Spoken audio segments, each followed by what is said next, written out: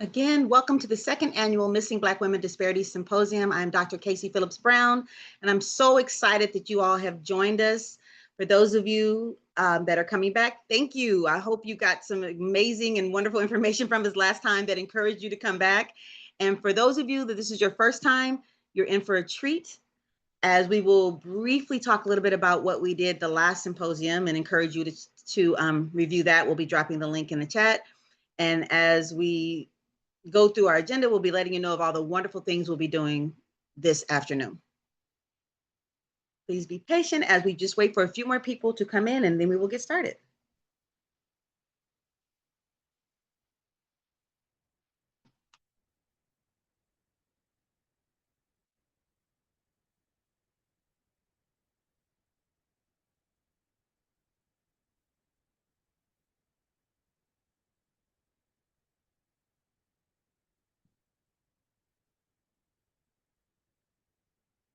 Welcome to this second annual Missing Black Women Disparity Symposium. We'll be getting started in a few moments. We are just waiting for a few more people to come in. We will begin.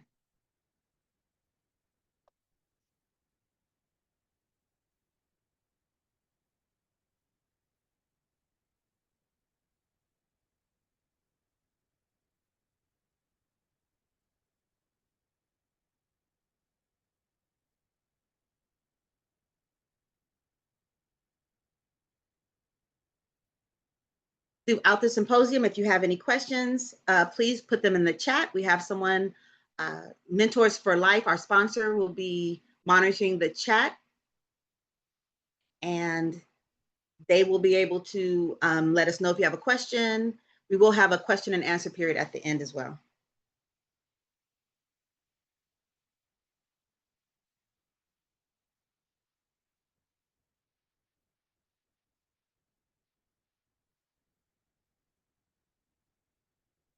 Okay, 12:05, we're gonna go ahead and get started.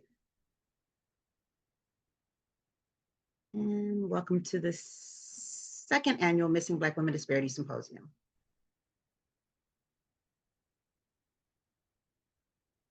Are you familiar with any of these names?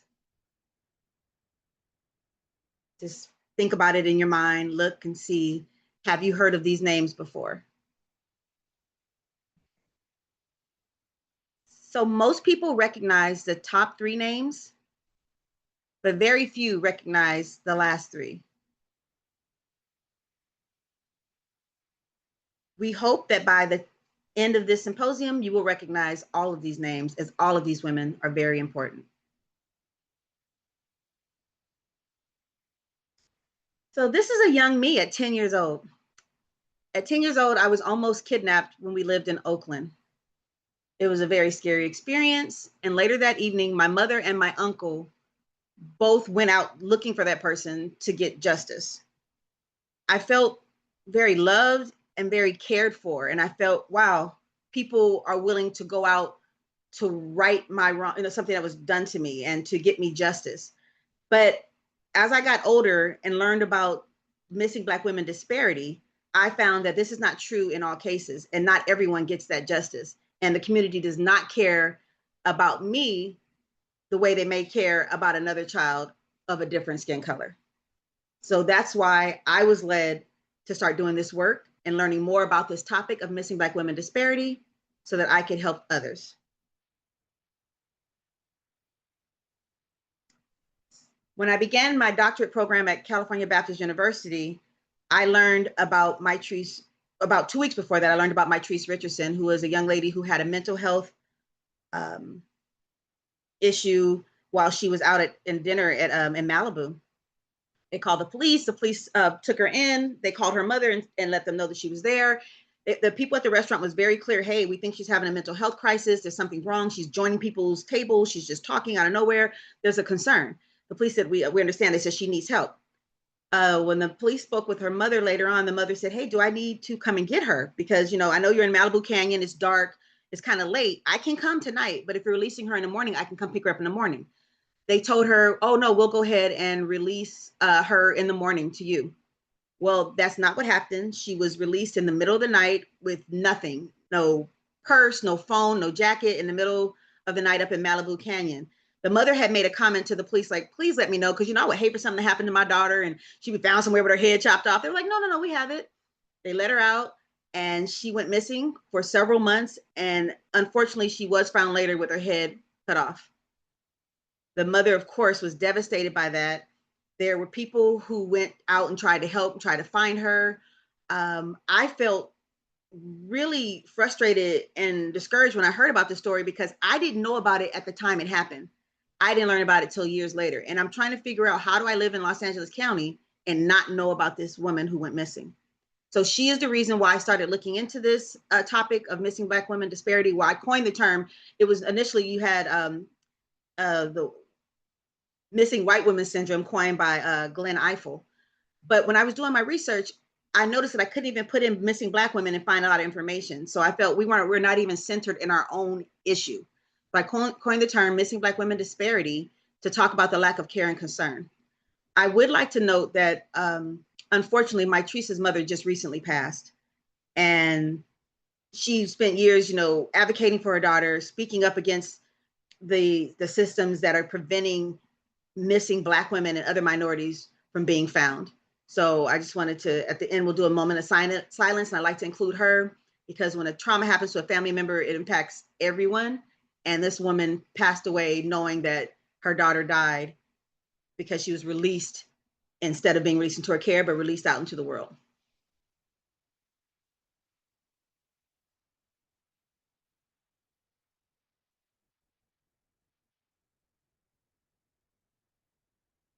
So why is this important?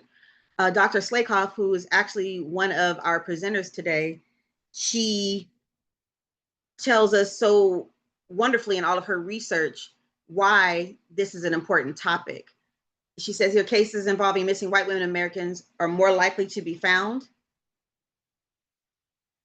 when they go missing, but when it comes to missing Black women, they're least likely to be solved.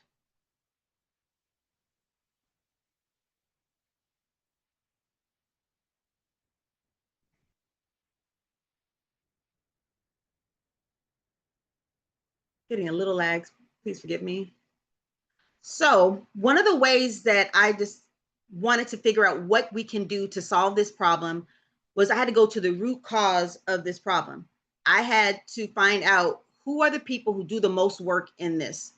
And so I interviewed several members of the community, and this is a chart of what they told me we needed to do in order to help solve this problem. And the bottom line from everyone involved is that it's not going to be necessarily solved by the media, it's not going to be solved by law enforcement, it's going to be solved by us. So I create, along with Ronetta Rideout, who is on this call, on this Zoom right now, and Mike, we helped Miss Shalissa Collier, the mother of Mikeana Johnson, a young lady who went missing 9/9/2020 and was later found. Her mother decided she wanted to give back to the community, to other mothers who lost their daughters to domestic violence and missingness. And so we helped her put on a mother's brunch for all the mothers to show them love and show them care. At the mother's brunch, I was able to present some of my research and talking about, this is who I've talked to, this information I received, and everyone stated that they also believe that it's the community that's going to help. And as a community, they wanted more information.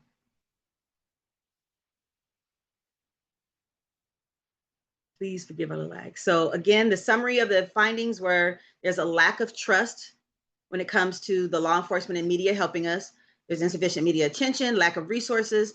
And so the answer is, the solution is us helping us. Hence, we came up with the Missing Black Women Disparity Symposium, which was held last March of 2024. So here's a brief summary of what we did. We had the beautiful Moni of Ceremony Sounds set the tone with a sound bath. We then had attorney Jada Moss and Dr. Danielle Slakoff, and they came and they talked about all the research regarding this topic. They're the foremost experts, and anyone usually who does any work in this topic they are citing them. We provided examples of missing Black women, and their family members came on and talked about them. Later on in this symposium, we will give updates on what's happening on these cases. We had law enforcement who came and talked about things you need to do to tell the police and how you can get the law enforcement to be more involved in helping you find your loved one. We also had different people who are the voice of this movement who come on and they talk on their podcasts and on YouTube channels and they tell the stories that need to be told.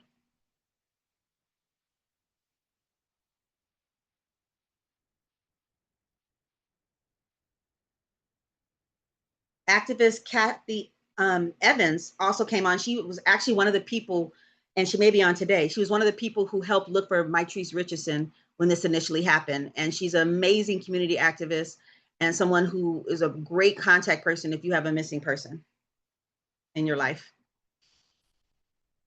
Dr. Brittany Lewis helped pass legislation in her home state, and she gave us wonderful information. And this was a surprise guest. Dr. Sharon Burton talked about cybersecurity and ways that you can keep yourself and your family safe and how the information you put out into the world can come back to haunt you negatively if you're not careful. We also had our community partner, Pastor Tyrone Phillips, who spoke about how the church can be more involved. So we took all the information from this symposium and I created the Missing Black Women Disparity Toolkit. I will talk about this more at the end, but please feel free to take a snapshot of this. It's all over Eventbrite. It's on our website, but you can scan this code, QR code, to find any resources you need to help finding missing people, not just Black people, but any person who's missing. Okay. So we would now like to start off this symposium by speaking to someone who is in the community every day trying to make a difference. Trayana Rankin is the founder and executive director of the Marching Beauties, an organization that creates safe places for young girls to build emotional and mental resilience. She has over 15 years of experience serving the Watts community and empowering young people to reach their full potential. Trayana has a degree in business marketing from Cal State Dominguez Hills and is passionate about working with anyone who wants to make a difference in the world. In her spare time, you can find her hanging out with strong and incredible women in her life while singing karaoke. That's the part that kind of got my attention because I am a karaoke queen and I was happy to hear this about Trayana Rankins. So we will now have a few questions to Ms. Rankins to get an idea of what she's doing in the community. If we can highlight her. Ms. Rankins? Hi. Hi. Good morning. Okay. Good morning. So good afternoon across the world. So I recently saw a video you posted on social media to youth and young people warning them about the epidemic of missing children. What inspired you to post this video? Good morning, everyone. First of all, Dr. Casey, thank you for this. I am being educated as I am, just listening to you. But to answer your question, if you're on social media, there's a constant feed of information. And at some point, I just felt like I continued to see that young people were missing, were coming up missing. And I was in my spirit, I wanted to make a video about it because of, the organization that I have that's on social media. A lot of our young people follow that page. And I just knew that if I would be another voice, it could, I hope, would change, the or have a better understanding of why it's important to watch your surroundings. That video itself was just about paying attention to your surroundings, telling your parents where you're going, making sure you're not, distracted by things where you cannot see what's going on around you. So it was a very just in the moment video, just based on what I was seeing and hearing at that time. And there was another moment where so I would think about a year ago, or maybe even recently, guys, I'm sorry. I was on my way to take my daughter or drop my daughter off from school. I was on my way back home. And there's this bridge, this freeway bridge that I pass under quite often. And it was twice that I saw this young girl walking to school by herself, and it's like a field kind of, and she has earphones on and she's in her cell phone. And immediately my mother hat just, came into place, and I wanted to yell out the window and say to her, baby, please don't do that. And it was based on the things that I'm seeing, based on just, sometimes our kids not having that awareness or someone to tell them that it's important to do so. I didn't because I didn't want to frighten her, but after seeing this, it's really inspiring me to be more of a voice about this kind of information, sharing it with our young kids. So hopefully that answered the question. Yeah, I was going to ask you to tell that story because that hurt my heart just hearing Yeah. and just thinking of this young girl walking by herself, just oblivious, not knowing that someone could snatch her up. Someone could walk up to her. She wouldn't have any idea because she couldn't hear him coming. And it also made me concerned of, are young people truly aware of what's going on, right? And the fact that as adults, we're learning. And so I think it was so important for you to make that video to bring this attention to our youth. Thank you.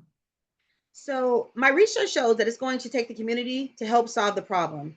And we've been talking about community creating awareness, but it's also important for community to provide safe spaces for our youth. Tell us about Marching Beauties and any other projects that you're involved with and how they are here to help our children and our communities. Absolutely. Marching Beauties is all about creating that safe space where we can talk to our children about any topic, anything that's going on in the world. Marching Beauties was established in 2015. I've been doing the work since 2011, but in 2015, we officially became a 501(c)(3).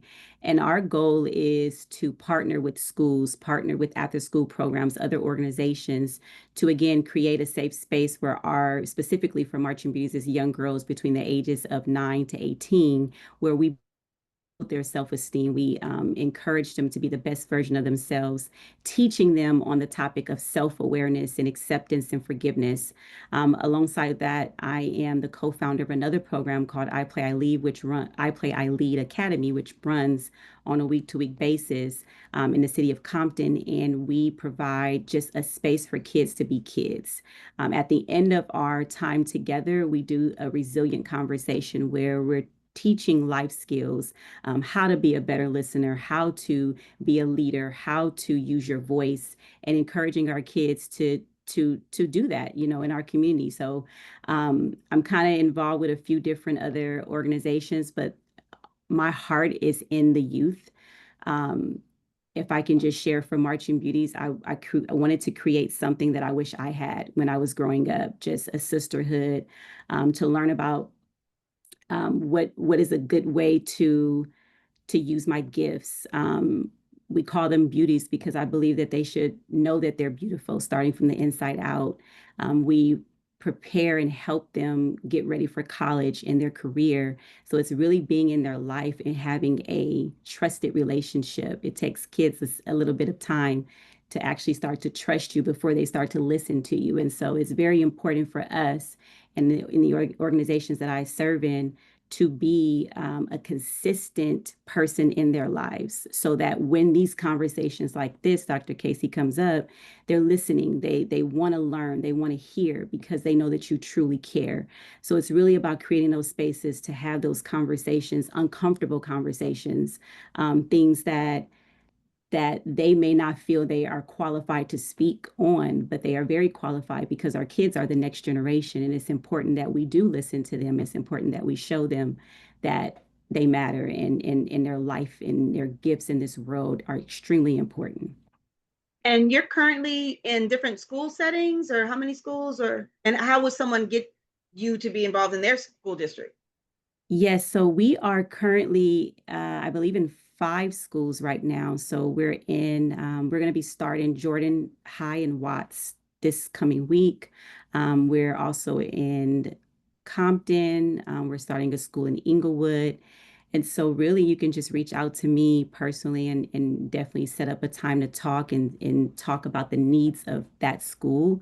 And we do we do several other things too. Outside of just the weekly workshops working on campus, we do an I Live rally because we also want to be very vocal about suicide prevention.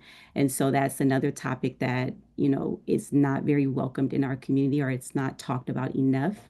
And so our goal is just to fill in those gaps. So we actually partner with schools to see how we could support you. We want to go back to that whole being a part of your village, even when it comes to the parents. So sometimes parents reach out, sometimes schools reach out, community partners reach out. So if you look on social media or even just our website, Marching Beauties, you can contact me directly and we will definitely do our best to see how we can partner.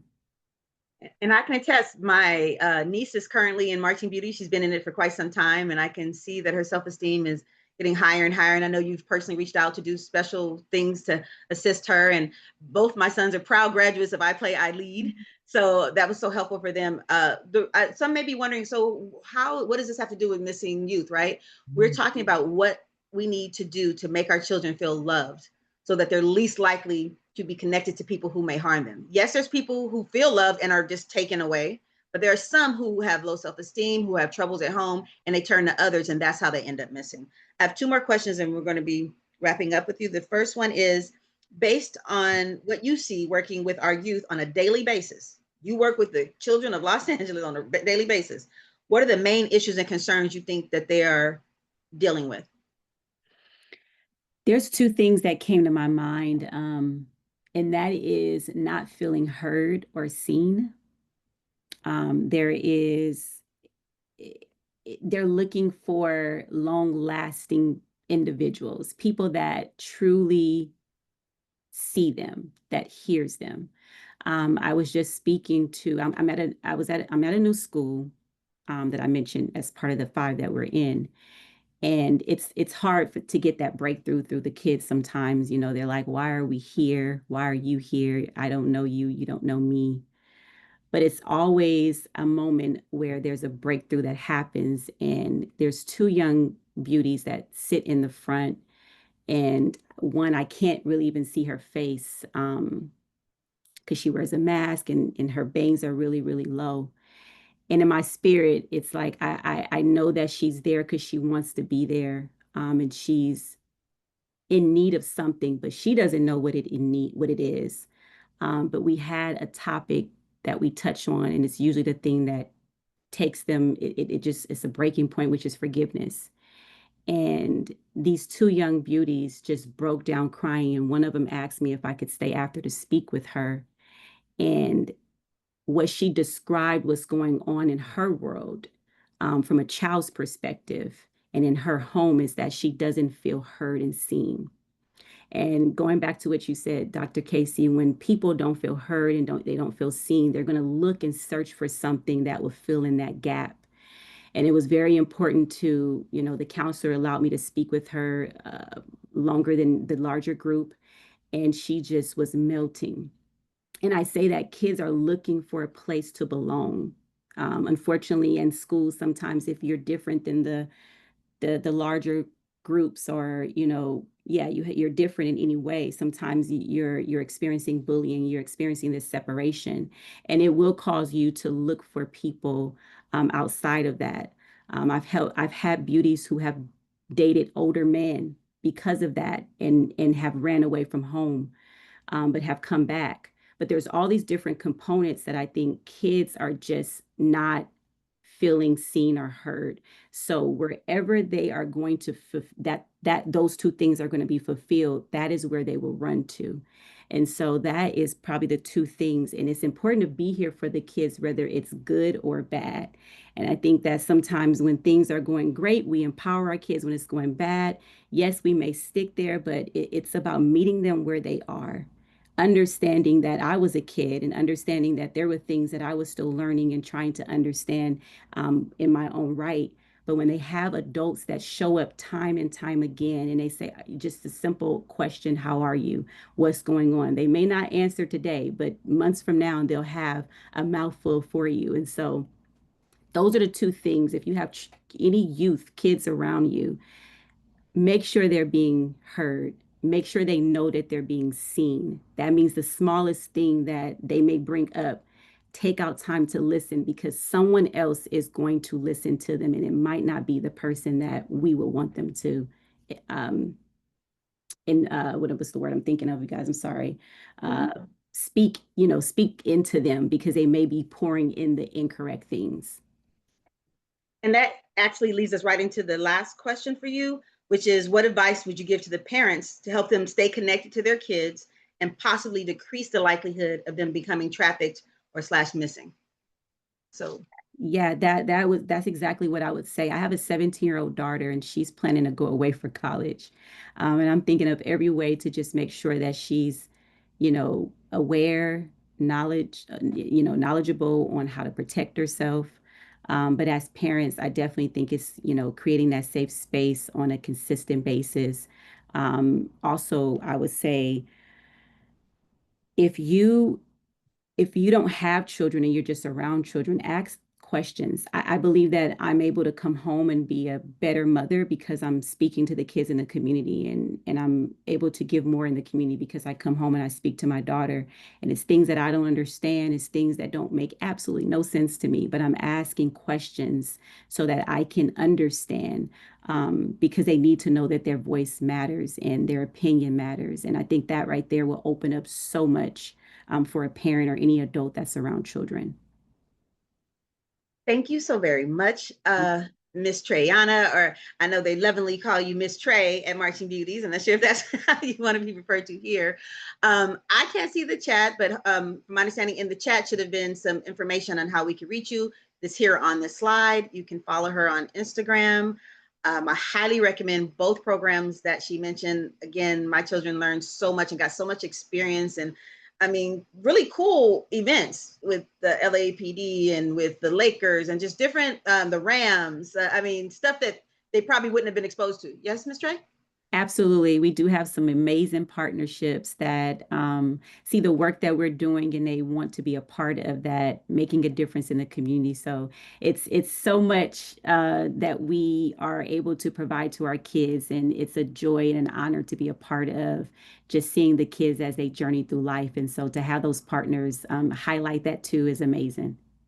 Thank you so much. And I know you have a prior commitment, so hopefully you can remain on a little bit longer. If not, we will get you the recording later. Thank you so much for your time.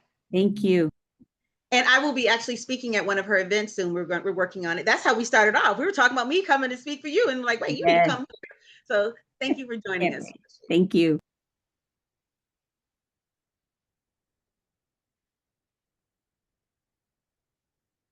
Dr. Danielle Slakoff is an associate professor of criminal justice at California State University, Sacramento.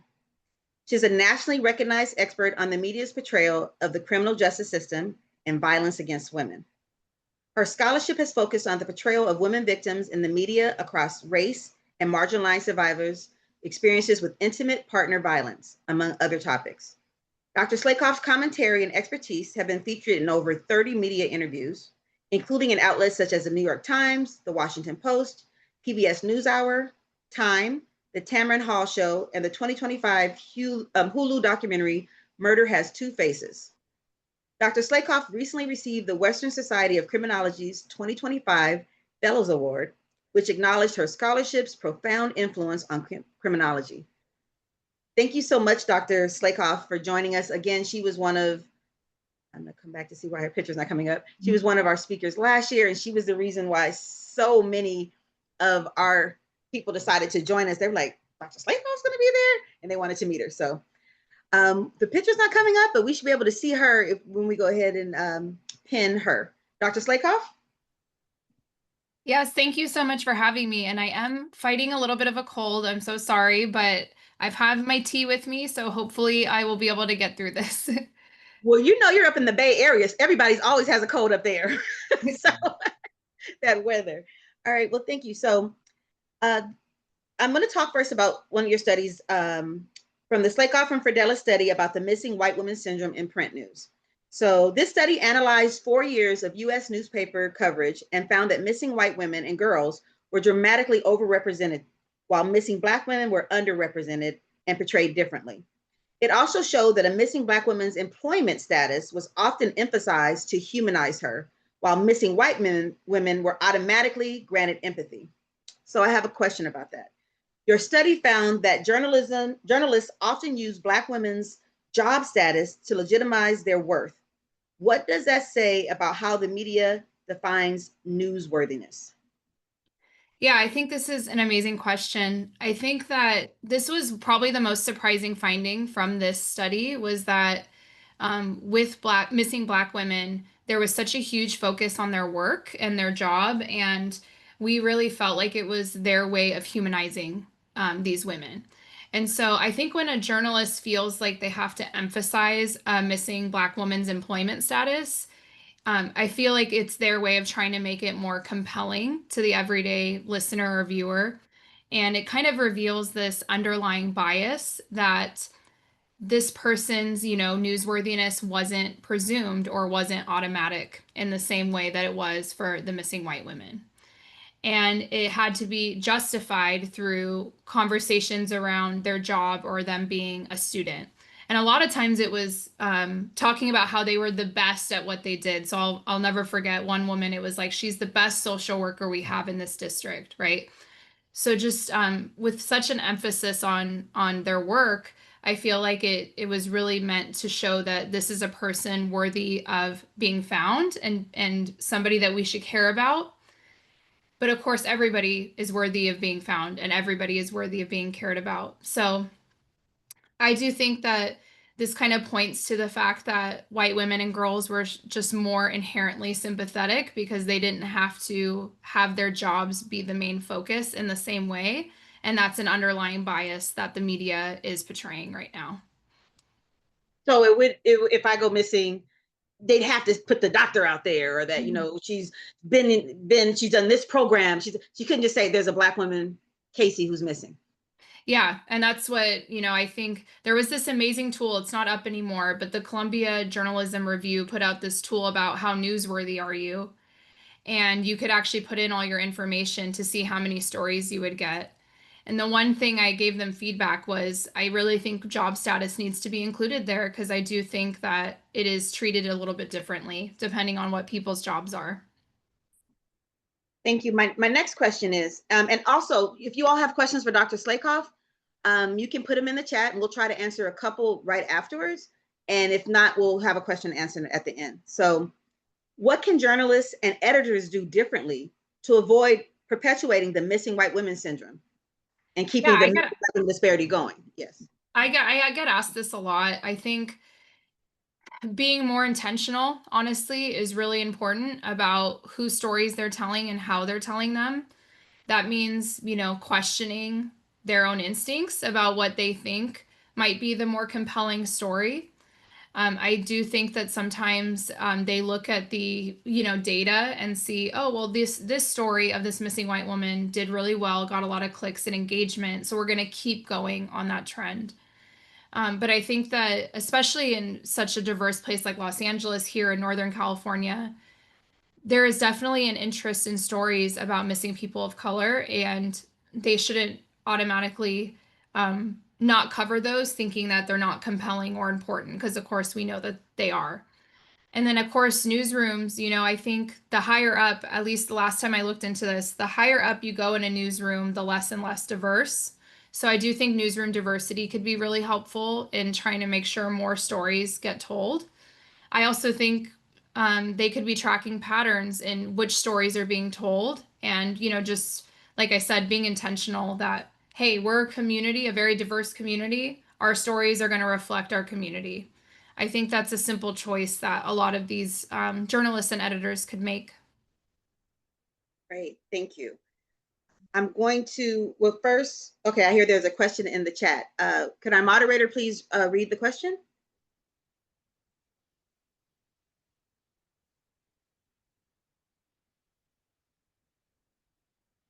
Is our moderator on mute? I can read it if you. Oh, I can. okay, Yeah, go ahead. I don't mind reading it. Oh, thank you. Yes, Renetta, I think this is a great question. The question is about the occupation, if we continue to focus on the occupation, doesn't that just reinforce respectability when it comes to missing Black women? What happens if the woman is unemployed? Absolutely. And that's where the issue is, right? Is because everybody has worth, whether they are working or not. And we really saw that, I think the thing that was interesting is that a lot of the missing white women were also employed, but it wasn't the focus, right? It wasn't the primary way that they were getting the attention. Whereas with the missing Black women, the focus was on their work and not the fact that they were beloved members of the community. So I think we are on the same page here that this is really problematic because people's worth is not their job. And I think about this like when I meet somebody, a lot of times their very first question is, what do you do for work? Right. And so I think that part of being a capitalist society is we do put a lot of emphasis on people's work.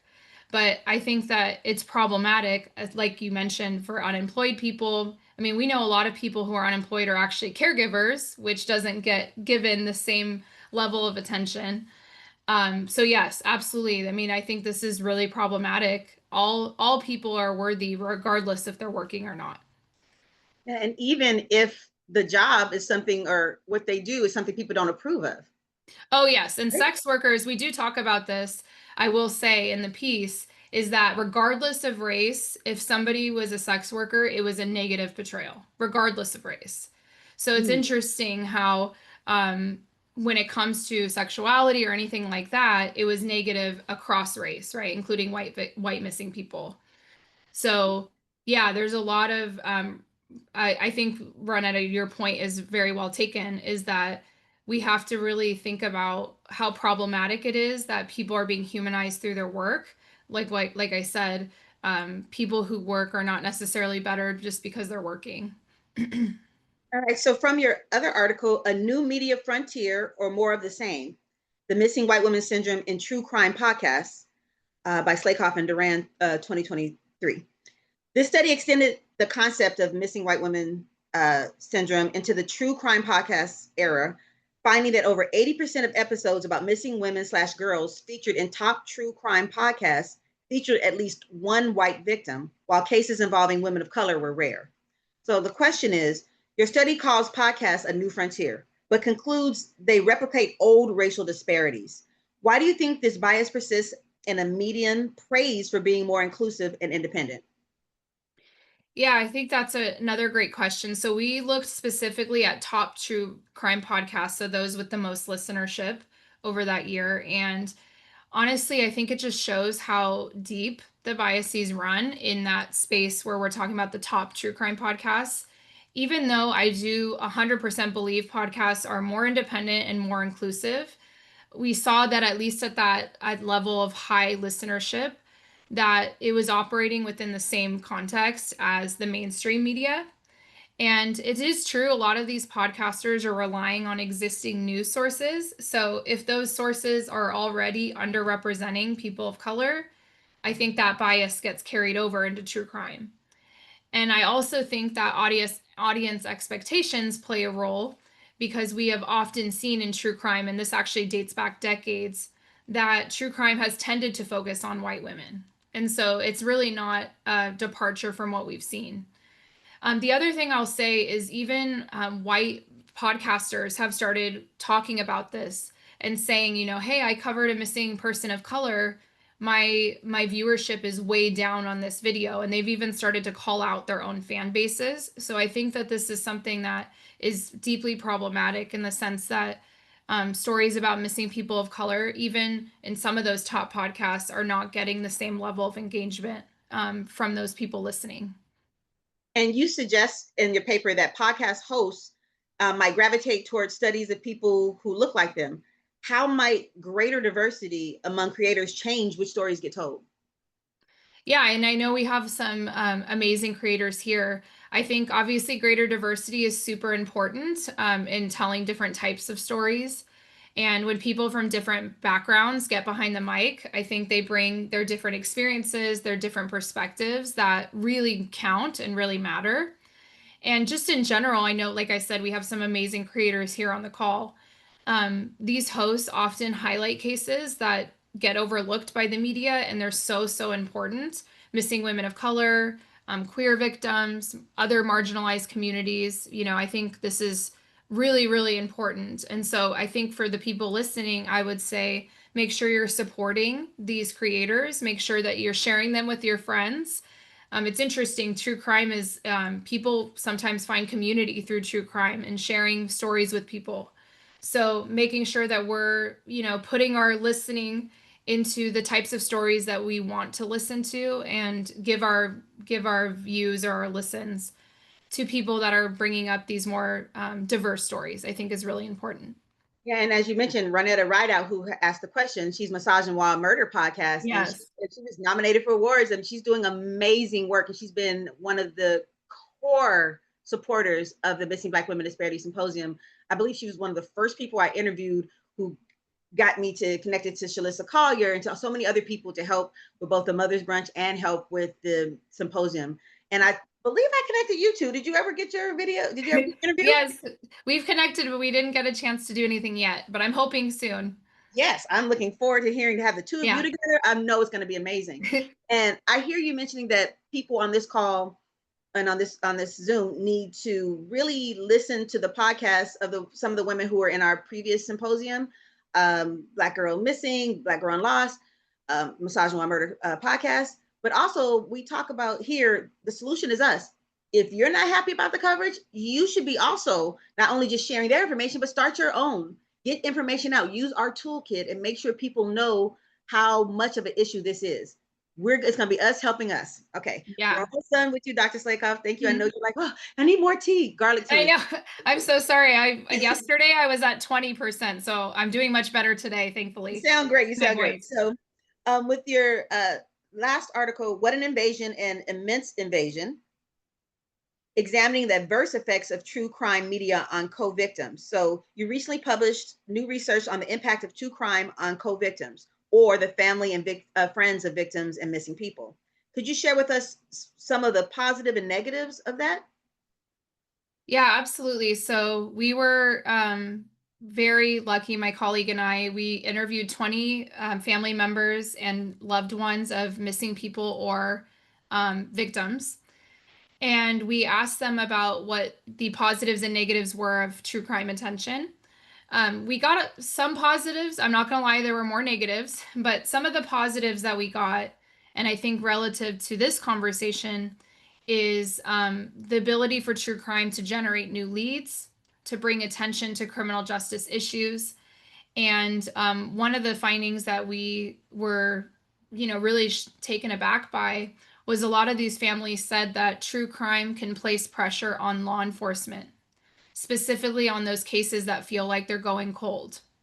And so this is why I say it's so important to support the creators like those on this call, is that these stories and these podcasters and other true crime can really put pressure on law enforcement that these missing women or missing men are not forgotten, that they're cared about, and that we have people that want this case solved. I will say on the negative side, some of the family members talked about true crime being re-traumatizing to them, especially when the details of what happened to their loved ones were when they were sensationalized or they were sometimes just flat out inaccurate. And that was really hard for some family members, is, feeling like they couldn't correct the record or correct the way that people were talking about their loved ones. Sometimes they talked about, my loved one's humanity was lost because they wanted to make it entertaining. And so again, I think making sure we're following the ethical creators that are not doing that is really important.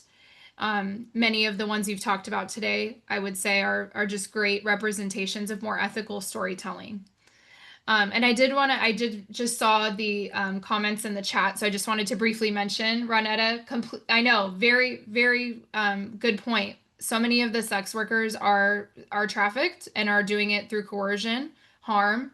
And so absolutely, it was interesting that across race, sex workers were treated very negatively by the media. And then 100%, Crystalline said, and poverty is not a crime. I 100% agree.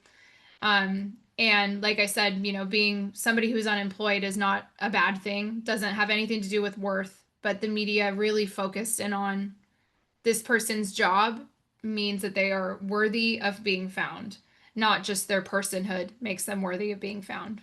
Absolutely. So I appreciate those. I appreciate the comments. And I know in my research, we found that when it was white women, they talked about she's so young, she was so beautiful, she's a mother. Like the terms, the words that are used to describe make people want to go out and look for this person. Where often when it was a black woman, it was very sexualized. They found the worst picture from that one party you have having a good time on your 21st birthday when you never maybe do that and I'm gonna enjoy myself. They took that picture and they put it up, or something that made you look as if you may have deserved what is happening to you. So that is also something we deal with. Our last question for you, and then we're going to move on to Ms. Wilson from Missing Lost in Traffic, is what does it mean that both traditional and digital media continue to marginalize missing women of color? Mm-hmm. What does it mean to you? I think it means that there are still a lot of media that are focused on what are the trends that people are paying attention to. And that this is why I say, I think for the people on this call, it's really important to be very conscious of what we're engaging with, all the way from our local news all the way up to Netflix, because I do think a lot of this is for profit, and they see certain stories specifically about missing white women as being very profitable for them to cover. And I think that we really need to be, as consumers, really open and honest about the fact that we want to see all stories covered, that all people are worthy of this level of attention. And I think the fact that we see it in mainstream news as well as true crime just kind of shows how, unfortunately, how much this has really permeated into our media system. And it's going to take time to fix, but it is going to take time to fix, but I do feel today, I feel very hopeful that conversations like this can be part of fixing it.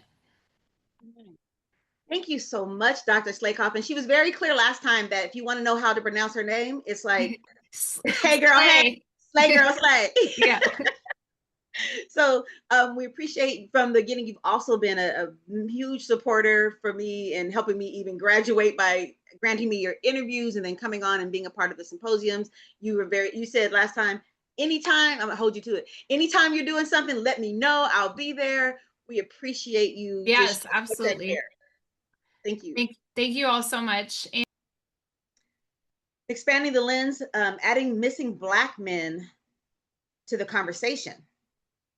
Sharice Wilson is an investigative missing person and homicide journalist and the executive producer of Missing Lost and Trafficked, a true crime series that sheds light on overlooked and underreported cases within marginalized communities. A proud alumna of DePaul University, she holds a master's in communication and brings a strong background in media, advocacy, and investigative storytelling. Through her work with Missing Lost and Trafficked, which airs a new episode on ROKU, is that Roku TV every Friday, Sharice continues to raise awareness, amplify families' voices, and push for justice for the missing and the silenced. Welcome, Ms. Wilson. Hello there. Hello, how are you? I'm well. Thank you for joining us. So excited to have you. I have a few questions for you. Okay. So first, what factors do you see driving the increase in missing Black men cases? And why are these cases often overlooked? What's happening with our Black men? So there's a set of very unique circumstances that in terms of what is contributing to Black men going missing. And so there's several that I noted, and I noted those factors based on my experience reporting on young Black males going missing, middle-aged Black males going missing, and even older, I would say in terms of senior level, senior citizen Black males going missing. And so what I've noted in terms of what has occurred time and time again, there has been situations whereas there's some type of retaliation from, it could be from a spouse, a former spouse, or intimate partner that a Black male was involved with. A lot of times there is criminal activity attached to these scenarios where as Black men are going missing, meaning there's some things that they've been doing, perhaps their family is not aware of, right? At large, they're not aware of behind the scenes in terms of drugs, that sort of thing. And things happen whereas, they're retaliated against. And a lot of times, if there are criminal aspects or to these disappearances, the police, especially if it's just someone that they know, that have been involved in things that they should not have been involved in, a lot of times the police won't, dig deep to try to figure out what happened to that individual. Love triangles, that occurs a lot of times, individuals involved or Black men involved with more than one person, things happen, and then, they find themselves in a position where they may be, I would say, set up for something to happen to them, nefarious. Then you have other scenarios that I've actually reported on where there are closeted Black men. And when I say closeted Black men who have not come out publicly as being either bisexual or having a preference with of the same sex. And there are situations whereas perhaps the person that they're dealing with is threatening to out them or has already out them or maybe in the process of that. I've reported on those type of cases, and something happens, and again, police are not taking those type of cases as serious as they should. And then you have, it's kind of a growing problem. It's not a leading, I would say, a leading cause of Black men going missing, but then you have this unexplained disappearances of men and discoveries of Black men due to hate crimes. There are more and more Black men that we're hearing about on at least a monthly basis being found in some pretty compromising positions, some of them being found hanged or hung in some of the strangest places. Some of these men may be men who are truck drivers or their job is to transport, right, across state lines, materials or items across state lines. And there's opportunities that are being taken to prey upon these men. And I will be digging into just doing my own research into learning more about how these men are being preyed upon. And then leading into your next question, if you could just recap. Yeah, how does the media coverage or the lack of coverage affect public awareness and investigations regarding the outcomes for missing Black men? The fact that, how does the fact that we're not seeing this coverage, what's happening? Are these cases getting solved? What's going on? Okay, well, due to the lack of syndicated televised coverage, they're getting the social media coverage a lot of times, but it is not transcending or connecting with televised media coverage. And when that happens, it does reduce the chances of, more credible tips coming in that will aid law enforcement in finding out exactly what happened to these men, more information about the circumstances. And a lot of times, unfortunately, these cases go cold, and that happens time and time again. So there are disastrous, consequences for these cases, the cases of missing Black men not getting equal attention between social media. They may get a lot of social media coverage, but little to no televised media coverage. And that is definitely a problem. Thank you.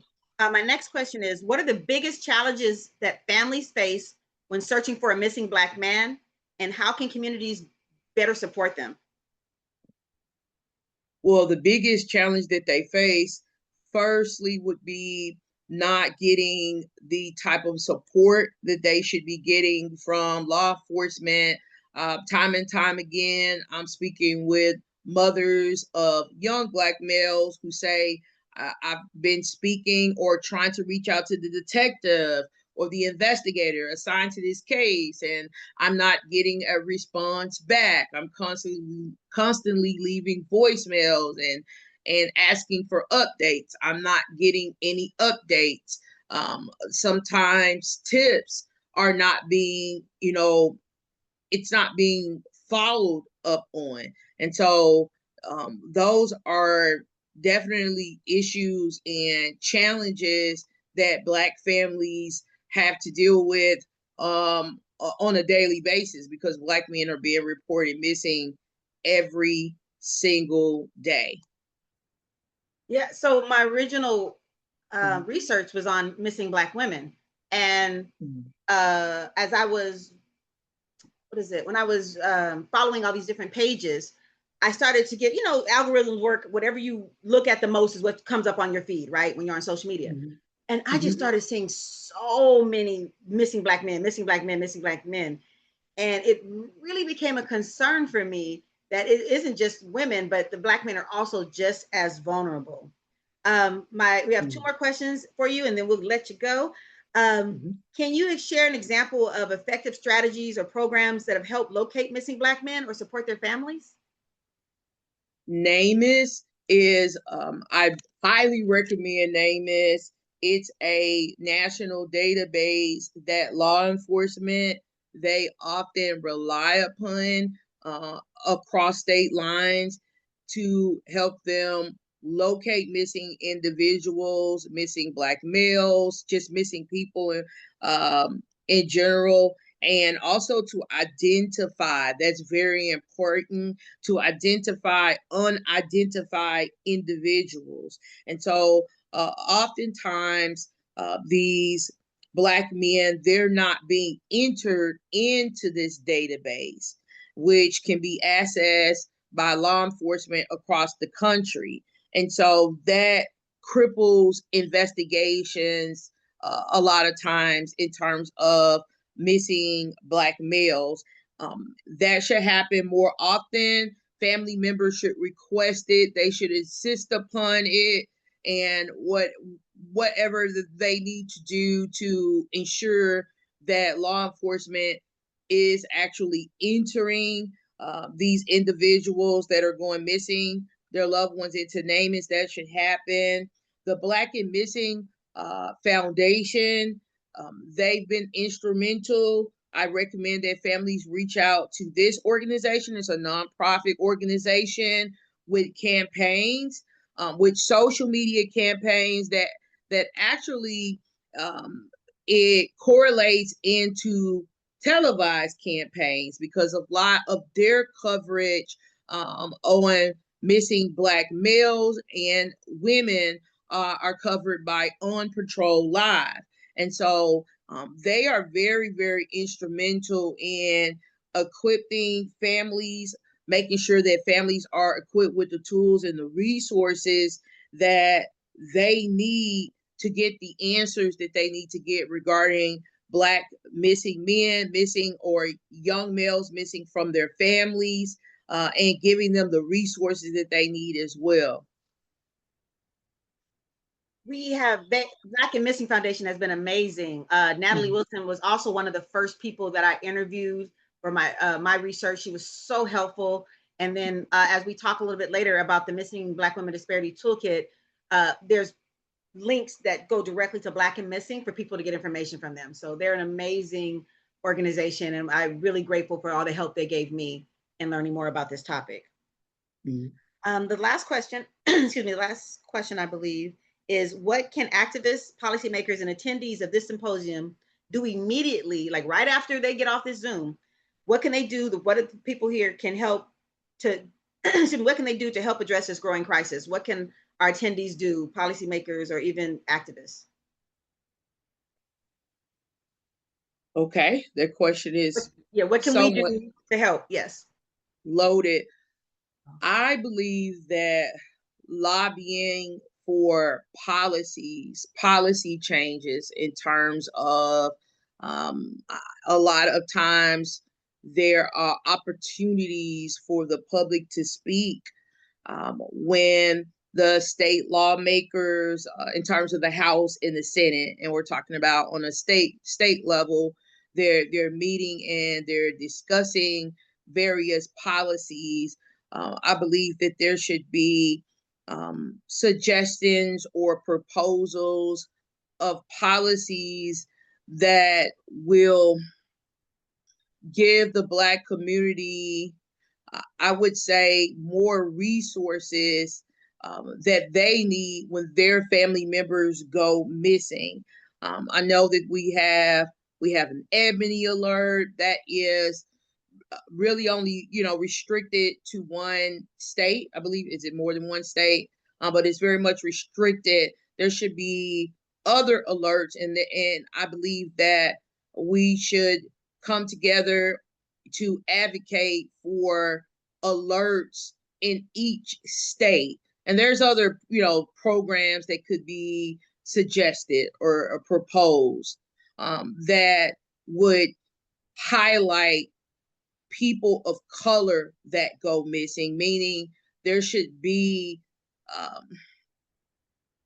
when a person of color goes missing, it should not be optional whether they're televised or not televised, or a matter of whether an assignment news desk editor and the producers are going to run that story right for a few seconds. There should be some sort of automatic alert being sent out, whereas people across the state know that this person is missing, information about them being missing, and where they're missing from based on the situation. Now, each situation, I understand, doesn't warrant all the time an alert, but anytime, it's a situation where someone has gone missing and they could be endangered, their car has been found somewhere,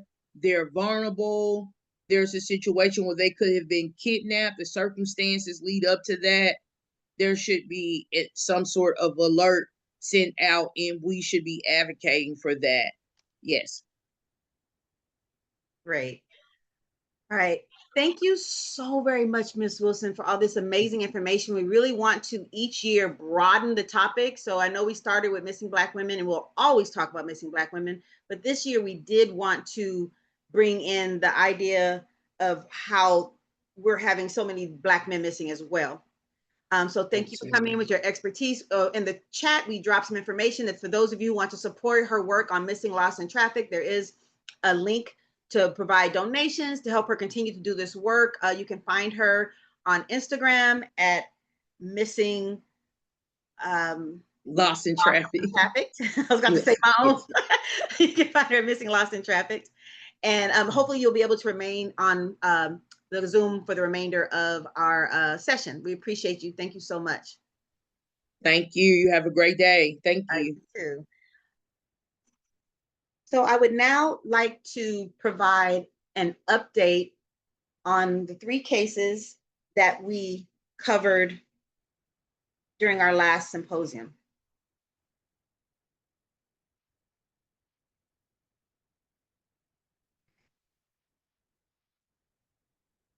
I reached out to Shadira Lee, who is a sister of Crystal Anderson, and we met her as she was one of our honorees at the Mother's Brunch that was created by Shalissa Collier, mother of Mikeana Johnson, and Ronetta Rideout and myself. And we flew her out, put her in a hotel. We just loved on her. Unfortunately, her mother couldn't come. As we know, when there is stressors of this magnitude, it causes so much just stress amongst the family, and her mother just could not come. But Crystal came out, we met her. She's a wonderful young lady, and we kept in contact with her. She came onto our last symposium and talked about her beautiful sister, Crystal Anderson, who is a mother of 4, who was a victim of domestic violence and has been missing since August 20th of 2022. At this time, the person who was her boyfriend at the time has been arrested, but the family is having a great deal of difficulty putting the pressure on the Aiken County Sheriff's Department to do more regarding the case. So right now, Shadira was supposed to come on today and speak up on her sister, but she sent me this text instead. Good afternoon. Unfortunately, I won't be able to join. My work day is longer than expected, and it's the first of the month, so I'm trying to hustle up, the bill money. Thank you so much for always thinking of Crystal and keeping her name out there. I did speak with the prosecutor a few days ago, and we're working on a plea deal for her boyfriend in exchange for Crystal's remains. I feel defeated, tired, angry, etc., and I just don't have the fight in me anymore. I just want peace, and I'm tired of him having control over me. I will keep you all posted. So at this time, there was a recent post that Shadira made where the family was on the local news station. If you go to her social media, you will be able to at Weebologist 247 or hashtag, I believe the hashtag is Bring Crystal Home. You'll be able to, yes, Bring Crystal Home or Justice for Crystal. They have a recent post where the news covered them. They released balloons. They had a moment of silence as they are still missing their beautiful family member who has yet to come home. And even though they have someone arrested, there's no real movement on the case. So one of the things we want to offer, though, to those who continue to support us, we want to support them as a community. If any of you can call 1-800-642-1761 and ask, hey, what's the update on the Crystal Anderson case? What's being done? What's happening? And hopefully some outside pressure will help provide some type of support with the family to get some movement on this case. Okay. Thank you. And to also to learn more about Crystal, there's a documentary, Vice News Presents When Black Women Go Missing. Crystal's case is covered in that documentary as well. And the 4 children that were left behind have now been dispersed between family members. So Shadira has one of the children, and then other family members have the other 3 kids. They've all been separated. So a household of loving children who are all siblings together are now living with different family members. So if there's any way that any of you want to be a support financially, there's a GoFundMe /F/Bring Crystal Home that helps support the family members in caring for her 4 children now that she's been murdered or that she's missing, as we don't have any remains left. That they have not received the remains, but they know she's missing, and the thought is that she's been murdered. So please keep Crystal Anderson in your prayers, and her sister Shadira Lee, their mother, and their entire family. So Maikiana Johnson, I interviewed her mother, who is a very outspoken, a very wonderful woman, and she is doing her best to keep her head up. Maikiana went missing and then was later found 5 days later in 2020. And recently, they immediately closed the case, and it took a lot of community pressure and family pressure for them trying to give her meds, but she ain't hungry. Okay. Oh, and the family had to protest and march and do different things in order to get more support from the community in order to make sure that this person was held accountable. So the case was reopened, and right before last year's symposium, the trial started. So it's been going on since March of 2024. It still isn't resolved. So if you all can please continue to keep Shalissa Collier in your prayers as she is continuing to fight for justice for her daughter, Maikiana. Maikiana also was a student in the Compton School District, and she was a much loved person. And it is unfortunate that this is still going on and she has not received the justice that she deserves. What I would like to quickly do is to read a statement by Shalissa Collier and what she wants the community to know of what we could have done more to assist her daughter. So she said the community could have had a heart. They could have looked at her as a family member. You don't want people to sit on their butts and not help. We found her because a lady saw a flyer regarding her and told her where the car was parked. She cared enough to give us the information, and we were able to find my daughter. People started sharing the flyers, and we had started posting the flyers from California to Texas. We made our own flyers, and our nieces and family members passed them out. We're supposed to be a family. As a community, we need to come together as a collective. Some individuals feel like it's not their problem. There was less worry and there was less concern. My daughter stayed in that area around 92nd and 102nd between Normandy and Budlong. You would think neighbors would give a care. They didn't. They moved on like, oh, well, it is what it is. Once community understands that, hey, this is one of ours, we can see change. You know, other people have helicopters and search teams. We can't get our people to pass out flyers or even post them in the stores. I was only able to put up a flyer in one shopping center because I came there all the time, so the store owner allowed me to put one up. When I asked her what is the greatest need of the family of the missing, she stated, families need a village to provide support. The only way I made it through this was because of my husband and my mother. They need to provide more services for families, a 24-hour hotline. She said, I never would have thought I would be burying one of my kids. She said, my family support got me through this. People only need sincere help, not someone just around for clout. She said, I never got therapy, although I lost my dad in 2000, my grandma in 2010, my grandpa in 2015, and my daughter in 2020. After my daughter died, I tried to have therapy 3 times. The first time the therapist had to leave, and then I was in therapy 2 more times. Families also need support for the fathers of the victims. My daughter's father was so upset that we had to put him on suicide watch. The families, especially the mothers, need people to check in on them. They need people to get them out of their house, provide extra support. I haven't been out, at the time I interviewed, she said, I haven't been able to run my home business since my daughter died. That would have kept me active. She said families need more support from others, like a sisterhood. When someone loses their child, they need someone to buy gift cards, not necessarily food, because you don't always eat from everyone's house, but maybe provide gift cards for restaurants and stores. They also need mentorship, someone to help walk them through what the healing looks like and what to expect. I don't want any mother to go through what I went through. So those are words from Shalissa Collier, mother of Mikeana Johnson. Please keep them in prayer as we continue to see how the trial plays out.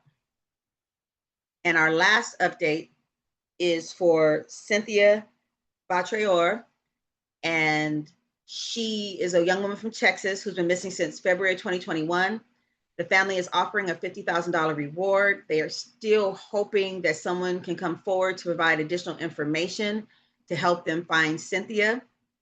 There's information here, the Crawley Police Department at 817-297-2276, or you can reach out to the FBI at 817-984-0320. There's also an Instagram page at We Love Cindy, at We Love You Cindy 7, and hashtag Finding Cynthia. So please make sure you pay attention to this and follow that page, and also pass out any information that you may have regarding this. Anytime, if you hear anything, if you hear a tip, please pass that information along, call those numbers.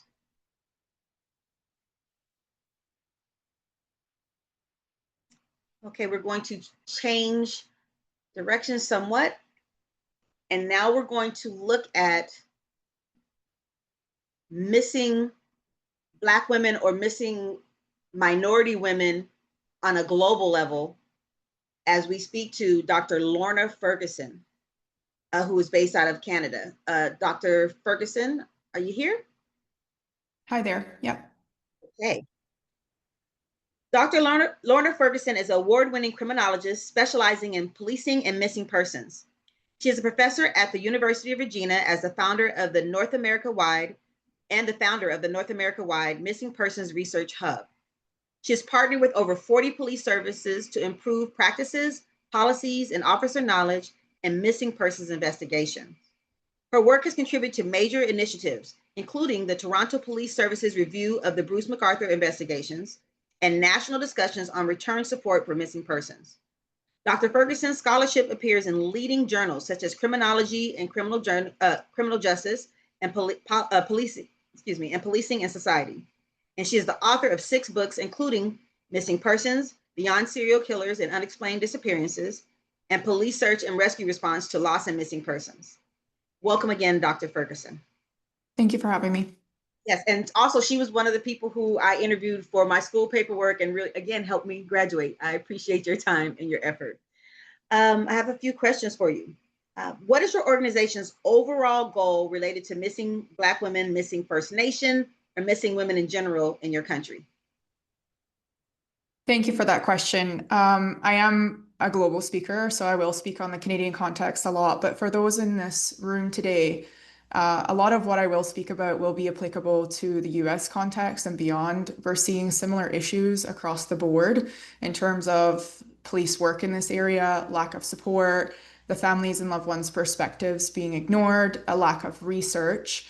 From all of my work in the field, I started to notice those patterns and also the major issue that it's great that there's pockets of initiatives and work going on, but if we're not centralizing those efforts and sharing them, then we're not benefiting the broader community. We're not benefiting the field. And so, if there's an initiative going on in the US that folks in Canada would benefit from, how do we access that? How do we share it? How do we coordinate our work? And so, the Missing Persons Research Hub is that centralized resource. It has a support forum for families and loved ones of the missing. It has a research database. It has a blog.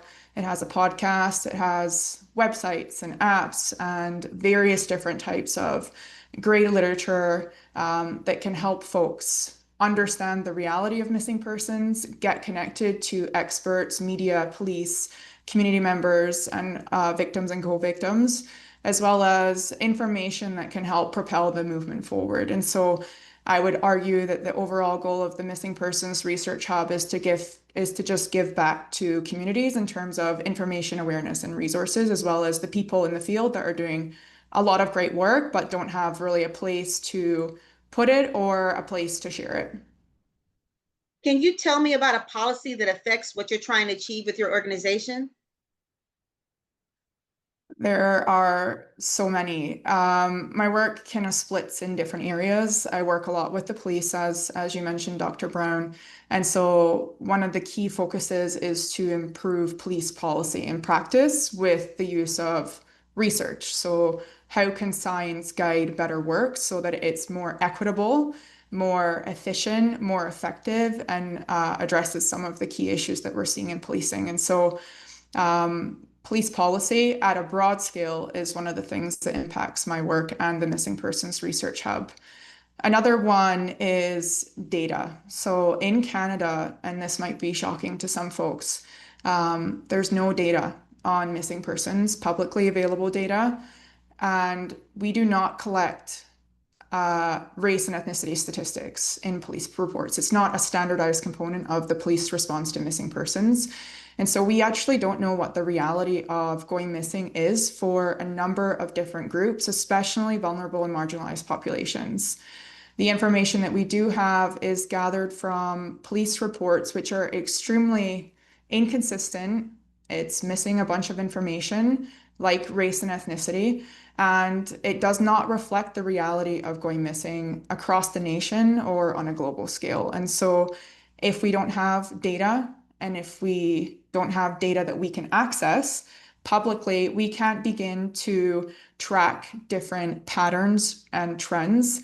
And then we don't have the ability to develop evidence-based policy on responding to missing persons, preventing missing persons in certain incidents, supporting missing people when they do return, and then also supporting families, loved ones, and communities.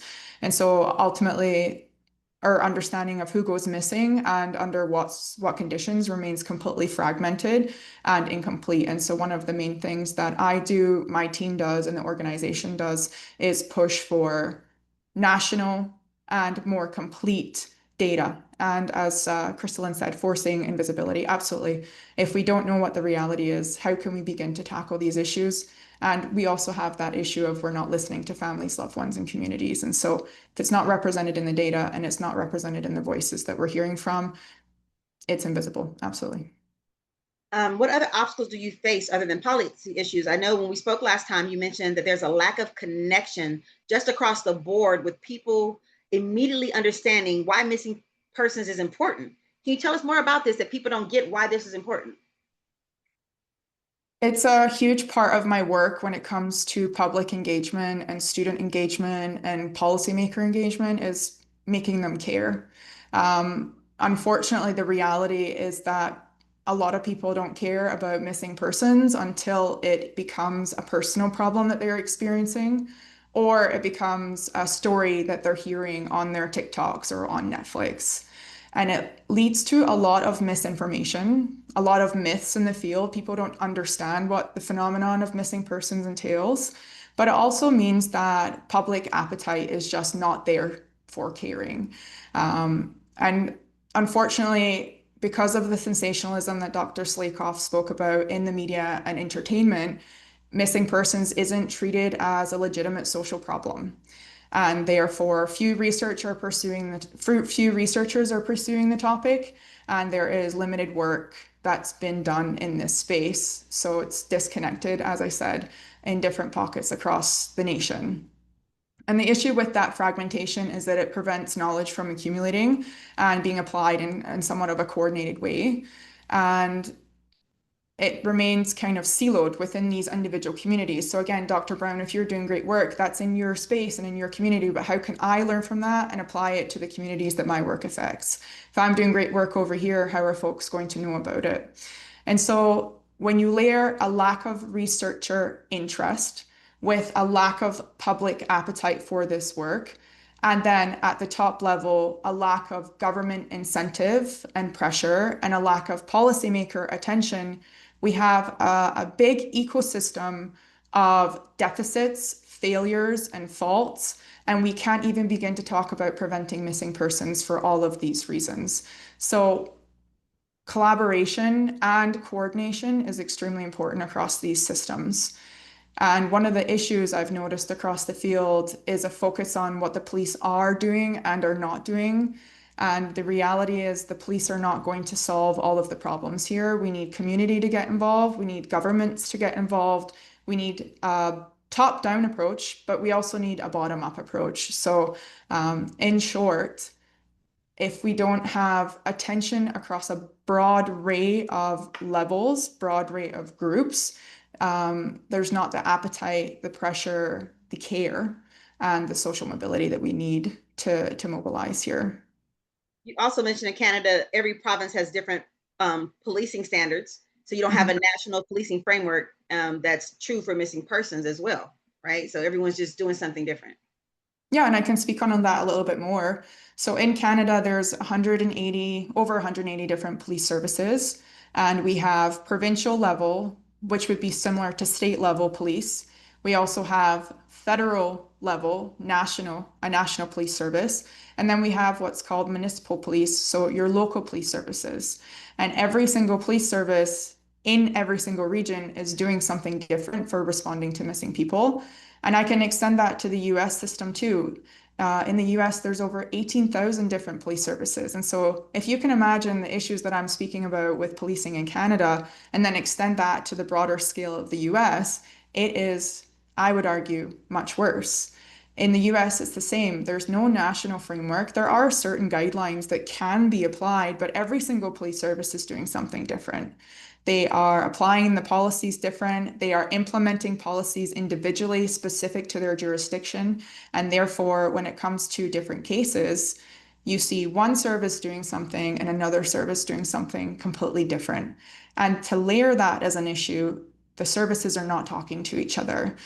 We as the public, we assume that police service A will talk to police service B if they can have a case that's connecting them, but that's not true. They don't have systems that talk to each other. They don't have methods or mechanisms for establishing those connections. And so when it comes to patterns like Black missing people going missing at not only on a big scale, but experiencing significant victimization when they're missing and it crossing over multiple jurisdictions, you have the police not talking to each other and therefore not engaging in a collaborative effort to respond and deal with these linkages that we're seeing across the board.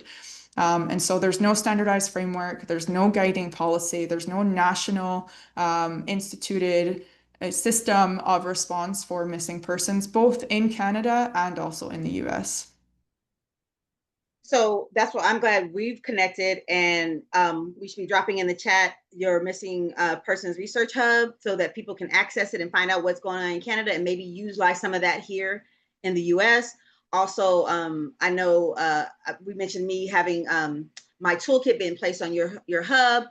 I put Definitely. your hub is on our missing person toolkit. So just we need everyone to work together just on a so that we can get some type of system that everyone can be involved with and we can learn from one another so that we can fix this. I wanted to touch a little bit about our previous interview and some of the things you said that I just found so interesting because I believe that if something's happening in one place, it can happen somewhere else. So you mentioned, I asked you if you had a magic wand and you could just wish that a solution would just pop up, what would the solution be to address this issue of missingness? And you said the solution would be solving this endemic of missing people. It would be funding and resources. So Yeah. that's part of what I want to talk about. And then I'll go into the second part. So funding and resources, what do we need to do for that? Especially for funding, I guess. So, like most countries, funding and resources are shaped by government electoral cycles. So, every single politician comes in with their key funding priorities based on whether it's community pressure or political pressure or institutional pressure. And those priorities shape the next 3 to 5 years or however long that these politicians are in their roles.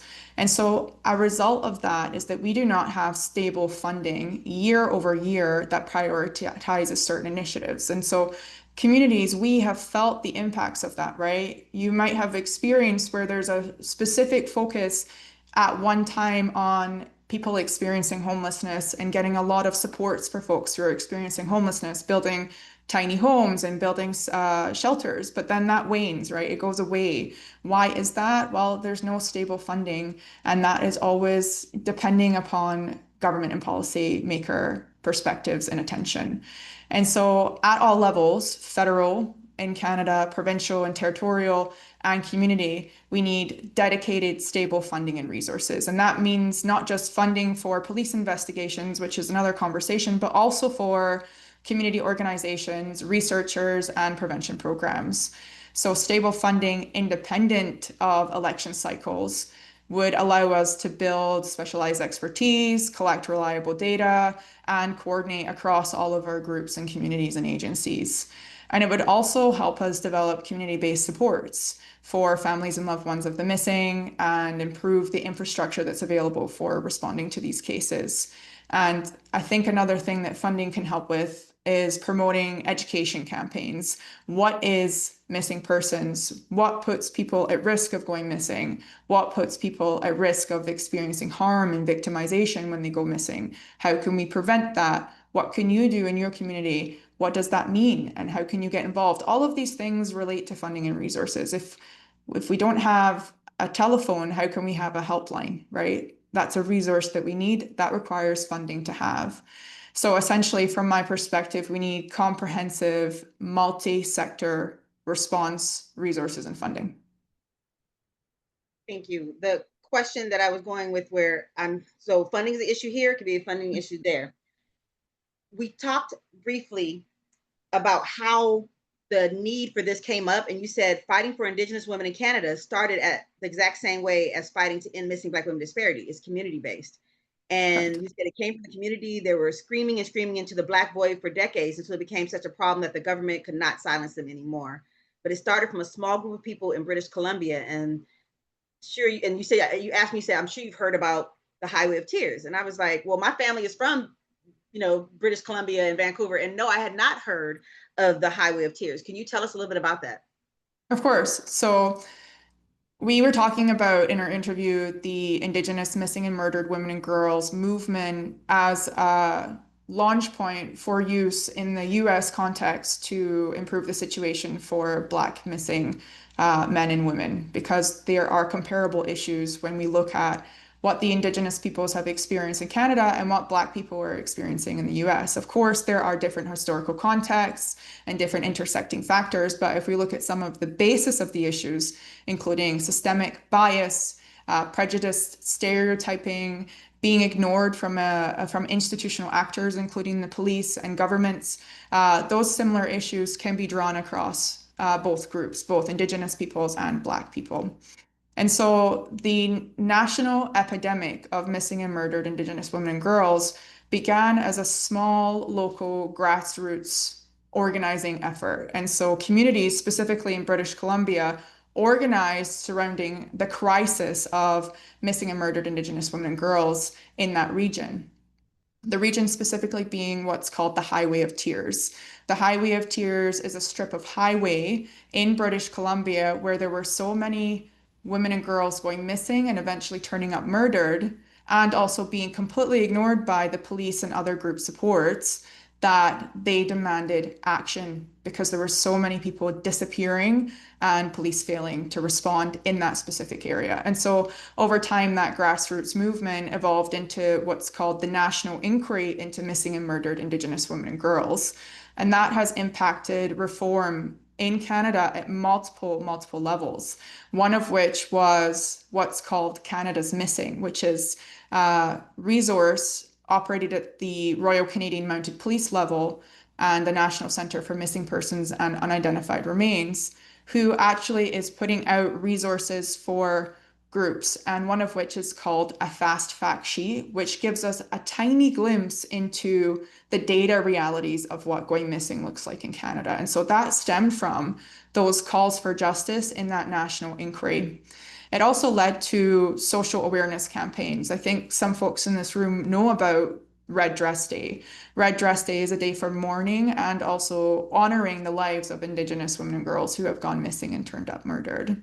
And then also systemic changes to policing policy. In that national inquiry, there were over 230 different calls for justice, not just targeting the police, but there was a lot that were pointed to the police on how they can do better.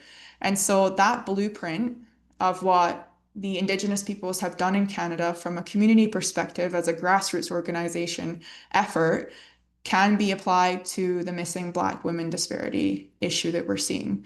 So I would argue that over the course of my work in this field, it has been made increasingly clearer that change is not going to start from the top down. It's not going to start from governments. It's not going to start from policymakers or institutions. I feel very strongly that it does need to come from also communities, churches, advocacy groups, and grassroots networks like we're talking about right now, because they refuse to be ignored and they continue to put that pressure on all of these actors to take note, make changes, give us attention. We need it. There's a crisis, right? And so by documenting cases, organizing awareness campaigns, sharing best practices and information, and collaborating across borders like the Indigenous advocates have done in Canada, communities have been able to generate morale and political pressure that has been necessary to drive this change across the nation. And so it was an absolutely necessary and crucial movement and inquiry that happened to improve the situation in Canada as it relates to missing persons, specifically for Indigenous missing persons. And it took the people. We also spoke Took the people. about what happened in Winnipeg and Saskatchewan. We mentioned my grandmother and mother were both born in Winnipeg. And I remember my grandmother telling me a story that, and it's funny, I didn't remember any of this while I was in school when I thought about this. It all came about later. But that when she was a child, she and her best friend were playing outside, and the ball went across the street. Her friend went to go get the ball. A truck came by, and the next thing you know, when the truck left, her friend was gone. And you mentioned that there's a history of that in Winnipeg and Saskatchewan.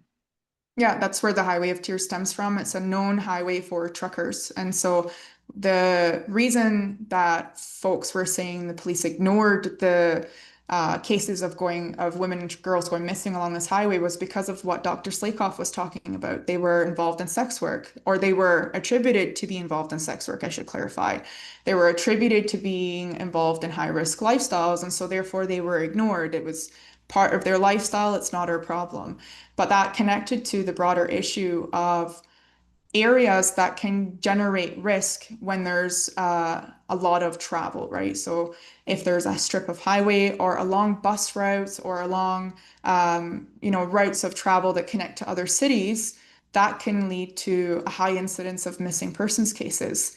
From an area in Ontario, there's a ring of human trafficking. It starts in one city at a motel and it links all the way up to the American border, and then it links back down to the American border near Detroit.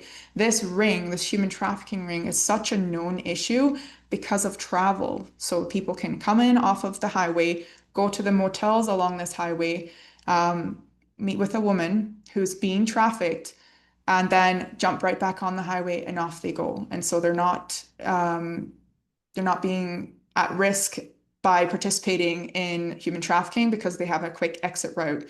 Same with the Highway of Tears, the trucking route, they had a quick route to get away and not be caught. And so those are high risk areas for missing persons experiencing harm, victimization, and even death. And that's something that we should focus on. We have that same type of route here in Los Angeles. I don't know if you all know why Los Angeles is a major hub for human trafficking. The 10 freeway. You hop on that 10, and the next thing you know, you'll be in Arizona or somewhere else. So it goes right on out of California. So we have that again, that same problem. I want to thank you so much. If there's anything that we can do, we're getting a little bit short on time, but and we may have answered it already. How an organization working on this topic here in the U.S. can help you. It sounds like it's the communication. Coordination and collaboration, yes. So I don't like to stop at communication and collaboration. It needs to be coordinated too. Like if there's something going on there that can be coordinated or documented or organized in a way that I can share here in a coordinated, organized, and documented way, it just makes things way more effective and way more efficient. This is extremely important. I'm really, really glad to be here, and thank you for inviting me, Dr. Brown, to speak, to share what's going on here, and also to hear about what's going on in the US context. I'm hoping that we can continue to share our work that we're doing and talk more, because then we can actually begin to change the situation and figure out what's working over there and what can be done here in contrast. We will. Thank you so much. Thank you. We will now hear from Dr. Vivian Mitchell. Dr. Vivian Mitchell is a doctor of social work. So she has a doctorate of social work, and she's a licensed clinical social worker and a former law enforcement officer whose career reflects a powerful blend of service, justice, and healing. Drawing from years in both the criminal justice and behavioral health fields, Dr. Mitchell has dedicated her life to addressing the deep-rooted disparities in mental health care for African-American communities. She is the founder and creator of It Still Takes a Village, an African-American culturally grounded mental health program designed to, excuse me, I'm sorry. It just went completely away. I'm so sorry. Okay.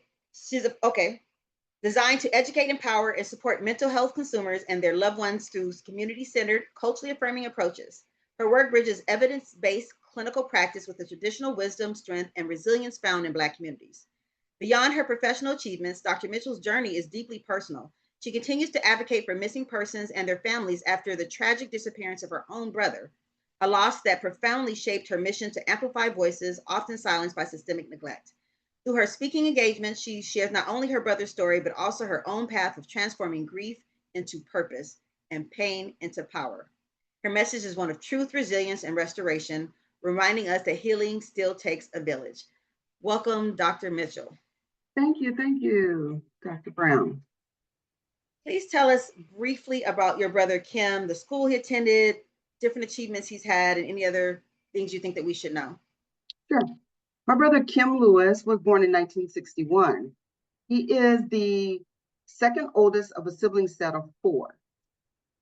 In our young childhood, my family was attached to the military, so we experienced extensive international travel. However, by mid-1970s, we separated from the military and we resided in South Central Los Angeles. My brother Kim attended school in West Los Angeles. He went to Westwood Elementary and Emerson Junior High School, and then was recruited to play basketball at Bourbon Day High School in Watts. From there, he was, I would say, an average student, but he was a standout basketball player. He was recruited to UC Santa Barbara, where he received a basketball scholarship, and he entered as a freshman in 1979. As most college students do during summer breaks and holidays, they return home with family. So in 1985, he did return home for the summer, returned back to school fall, and was again in South Central in the winter of 1985 for the Christmas break. However, his birthday is in January, and after that, he was expected to return to school for the winter semester, but he had gone out with friends over a celebration and never returned home. Now, this was in 1985. What did your family do to try to find him in 1985? What type of resources did you have? Okay. Well, as you know, this predates social media, so there were no cell phone pings that you can follow. There was no Instagram, Snapchat, Facebook, any of those things where you can spread the word widely. But what we did do was place newspaper articles. They used to have a section called Have You Seen Me? And it was placed in the Sentinel newspaper and in the Wave. I don't know if those still exist, but articles were placed in those newspapers, and my family hired a private detective to dig up, information. The LAPD refused to take a missing persons report on several occasions, and so that was kind of a dead end there.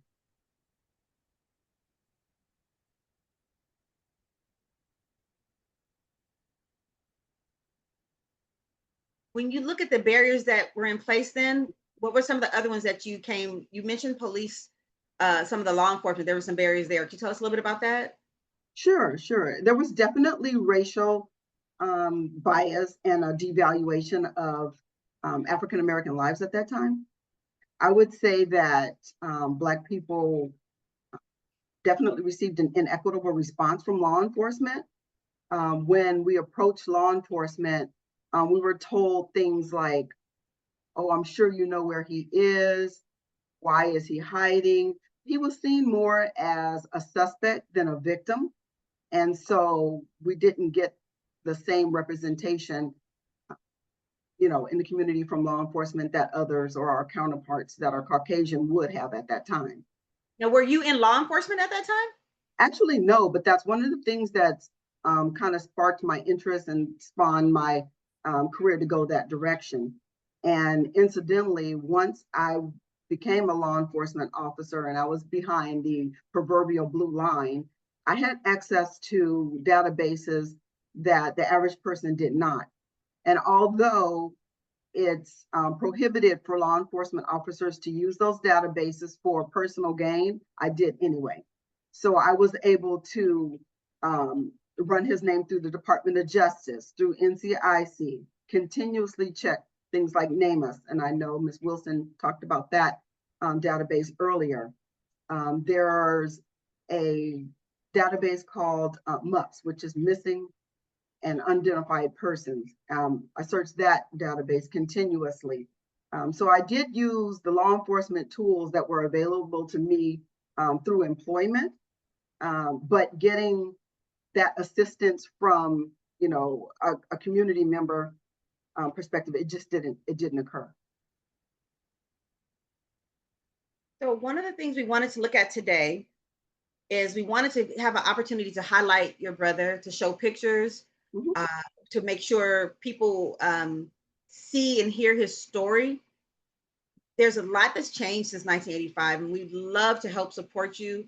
And we won't be able to do it during this symposium, but afterwards, hopefully you can connect to some of the people here, also from the people who were in our previous symposium, to help you maybe ramp up that search.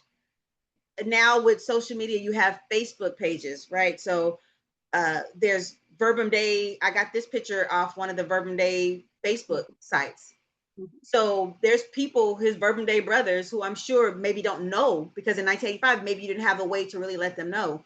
The person we're going to hear from next in the next couple of minutes is Pastor Tyrone Phillips, who's actually my younger brother, who attended Verbum Day High School. He's very much involved in the Alumni Association there at Verbum Day. So we're going to talk to him about passing on that information. There's the Los Angeles Area Catholic High School page that we can maybe put that information in there. I know so many people who attended UC Santa Barbara. So what we're going to do now is help you use the resources we have now that you didn't have back in 1985. We came up with a hashtag, and I think that's been placed in the chat. I can't see the chat, but we created a hashtag. I mean, back in 1985, you didn't have a hashtag. No, ma'am. right? So we're gonna work on distributing the hashtag. I believe is help us find Kim Find Kim Lewis. Lewis. Help us Yeah. find Kim Lewis. We didn't put the extra L because we thought it might be a little confusing. His name is actually Kim L. Lewis. Correct. It's help us find Kim Lewis. That's a hashtag. So for those of you on here, please put, if you can take some of the pictures off of here, please post about him. We're going to help Dr. Mitchell create more of a formal way to get this information out now so that people can be aware. Dr. Mitchell, briefly, I wanted you to mention, if you feel comfortable, that you did have later on, as you were waiting for your brother to come home and he never came home, there was a surprise that happened. You want to tell us a little bit about that? Can you repeat your There was question? a surprise that happened, something that popped up that you all were not aware of. Is that something that you want to talk about? You don't have to. Sure. Well, we found out that my brother fathered a child, and we weren't at that time able to locate the child, but we knew of his existence. And then fast forward in 2019, the child had placed his DNA in the ancestry database, and I got a hit. So since then, we've been able to connect with him, and it's been a jewel because his mannerisms are so much like my brother's, it's uncanny. And so that gives hope because we now have his DNA for a comparison should we need it. That's wonderful. Anything else that we could do for you? Anything else you'd like to mention? Again, we're going to be working behind the scenes with you.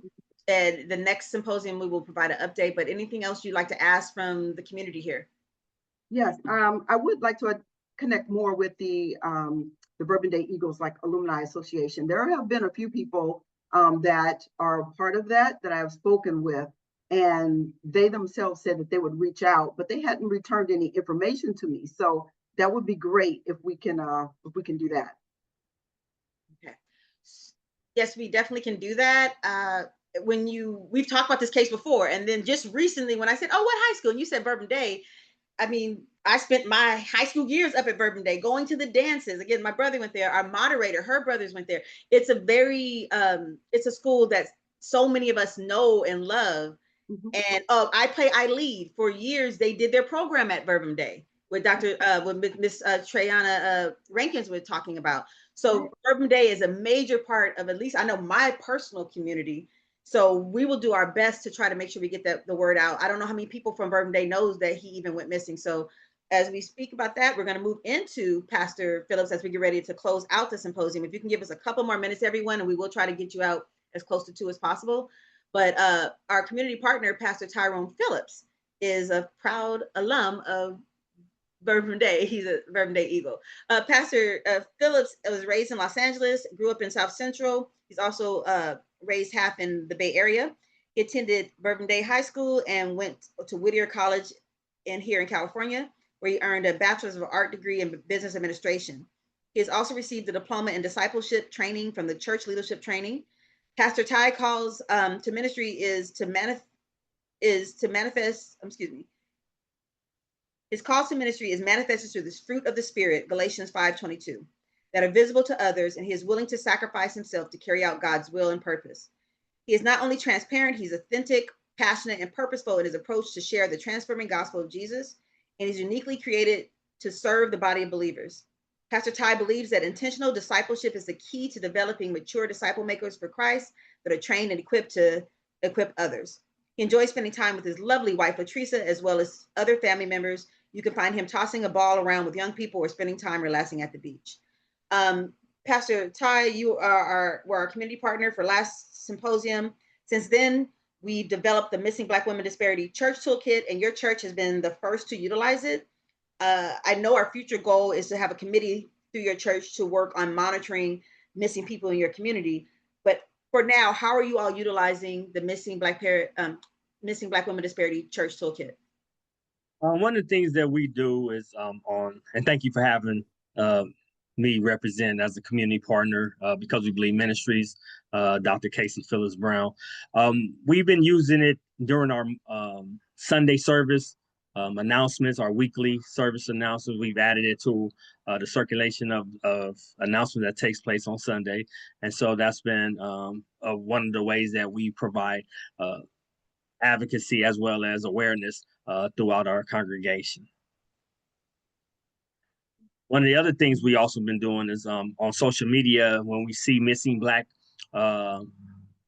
people, or just people actually in general now, once we see people that are missing, flyers that show up on social media, we go and the website for the Mission Black Women Disparity, we copy that and paste it in the comment, and we usually put whoever's name within that comment on there, and it's just say this is a resource to, that you can use, a tool you can use to help bring awareness as well as possibly find your missing loved ones. So your church, Because We Believe Ministry, is the first church listed in our toolkit at this time. If someone with a missing loved one reaches out to you, what can they expect from you when it comes to help with their missing loved one? So for one, we normally start off with just getting as much information as possible, and then also referring them over to the Missing Black Woman Disparity Toolkit, so making sure they get access to that. And then we also provide opportunities for us to pray with them and connect with them. And then what we're doing in the future is looking for other churches that might possibly be interested in advocating in this space. Thank you so much. We appreciate it. And I think one of the things you left out is they can just come to you for prayer. If they don't want anything else, that you're going to pray over the families, pray over the missing people. You do that often on your service. And so we appreciate that as well. Definitely not a problem at all. And so it's been a pleasure. It's been a blessing. One of the things that we also do is with the business cards, we leave them at local gas stations. And so as you know, just they're pumping gas, just sit them on top of the gas pump so people can come by and take a look at them also. I think we left one in the elevator at a hotel the other day in Atlanta because they had information on trafficking in the hotel. So I slid a card right there. So that's what the toolkit is for. We appreciate it. As we get ready to wrap up, don't leave yet. We have a survey, and our wonderful sponsor is going to provide a cash or gift card or prize for those who complete the survey. So please hold on for a second. All right. So before we wrap up, any questions and answers? Any questions you have that we can answer? I don't know if there's in the chat because I cannot see the chat. There are no questions in the chat. Okay, so I take it that we've been pretty clear and thorough. If you have any questions, you can always reach out to any one of the people, the panelists here on our task force. So we call the people come in and who present to you all. They're part of the Missing Black Women Disparity Task Force. And once they're on here, they're with us forever. So that means if they need anything from us, we're here for them, and we constantly go to them if we're in need to just for resources, if you have questions or want to know more about what they talked about. So right now, what we'd like to do is have a brief moment of silence for all the people we've talked about today, not only on this symposium, but in general, who are currently missing. So we'll have about a 10-second moment of silence.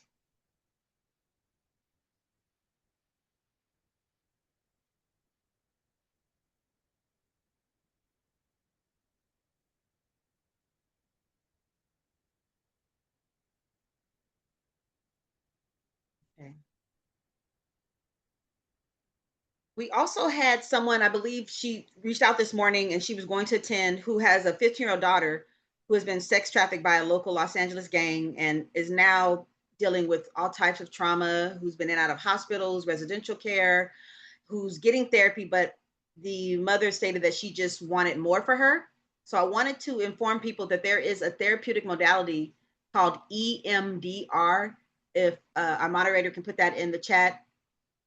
Eye movement desensitization reprocessing, and it's a form of therapy where the person thinks about the bad memory while they're thinking about the negative cognitions they have about themselves, while their eyes are moving and they're following either a ball, a hand, or they're doing a tapping. All of that, doing that all at one time is just overstimulating to the brain, and it separates out from the memory what you're experiencing, what you're feeling. And it creates a sense of separation that they don't, whenever they think about the memory, they're not having all the emotions, not having all the trauma. It's an amazing therapeutic modality. I know I do it. My clients absolutely love it. They find it to be extremely beneficial. If you go on our toolkit, you can find links to different therapists, and you can ask a therapist when you're working with them, do you do EMDR? I would specifically ask for it in order to get help with people who have experienced a great deal of trauma. Even if you haven't had trauma, just any type of situation that's made you feel unsure of yourself, created depression, doubt, it's an excellent modality to use.